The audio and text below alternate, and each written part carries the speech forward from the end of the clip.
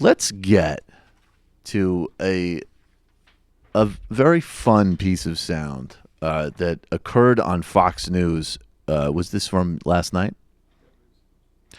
So what's been amazing about the kind of rise of Trump and the alt-right and all of these narratives about things like the deep state and all of a sudden this deep concern from people with very hard far-right extremist politics with things like FBI abuses and the military-industrial complex.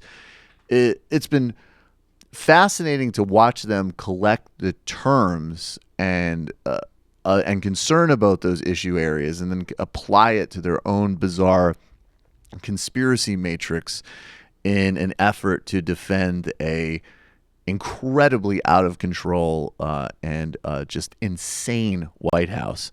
And there was a real standout moment of that with a guy named Gregg Jarrett, who was sort of like the C-team Sean Hannity, except he's sitting across from Sean Hannity. This is the amazing thing about Fox is they have so much resources that they hire they're like, let's just get the D-list version of our main anchors too. Just throw them on air.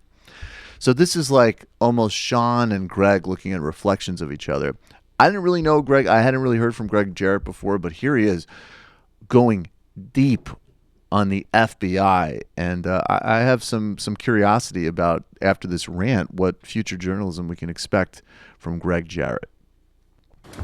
I think we now know that the Mueller investigation is illegitimate and corrupt. And Mueller has been using the FBI as a political weapon. And the FBI has become America's secret police. Secret surveillance, wiretapping, intimidation, harassment, and threats.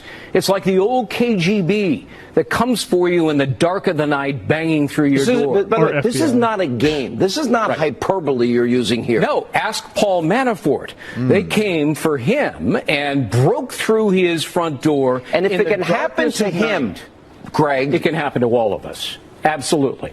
The FBI is a shadow government now. It has become highly politicized. Peter Strzok. I'm really looking forward to Greg Hampton's future reporting on Gregg Jarrett's future reporting on Fred Hampton and COINTELPRO and the FBI's war on civil rights leaders, its behavior around Leonard Peltier and Native American activists, its infiltration of environmental groups, its abuse of the civil liberties and human rights of pretty much any actual left movement that you can imagine in the entirety of modern American history since the thing was formed by J. Edgar Hoover, who is really one of the most demented and dangerous figures in all of American life.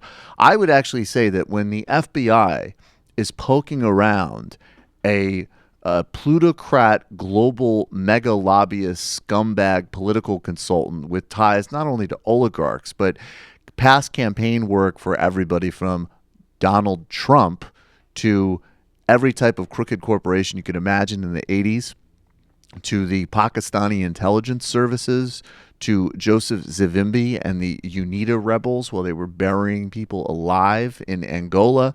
That's Paul Manafort's record. I think if the FBI wants to kick in his front door, I'm down.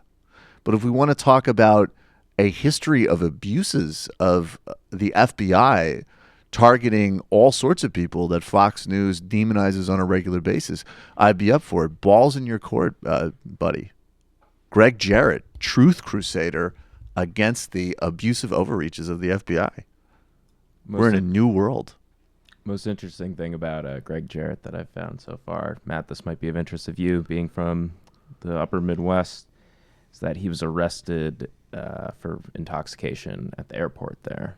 And in Bismarck? In the Midwest? Wait, which where? Airport? There's more than one airport in the Midwest. Minneapolis. Oh, okay. I love that. That was so tri-state of Brendan. He was just like, he was arrested at the Midwest Airport. You know that one there. You know, the one that's out there. You know, the bullshit part of the country. You know what I'm saying?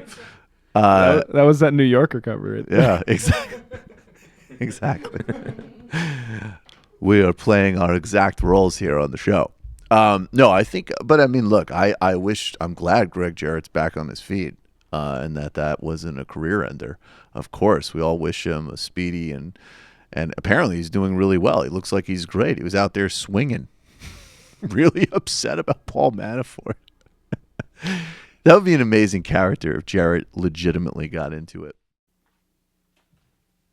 Hi, folks. Sam Cedar here. We still need your help on our Patreon page. YouTube ads have come back, but not nearly as much as we had before. So if you can help us out, any little bit helps. Head over to our Patreon page right at this URL, and you'll help us keep helping you by making videos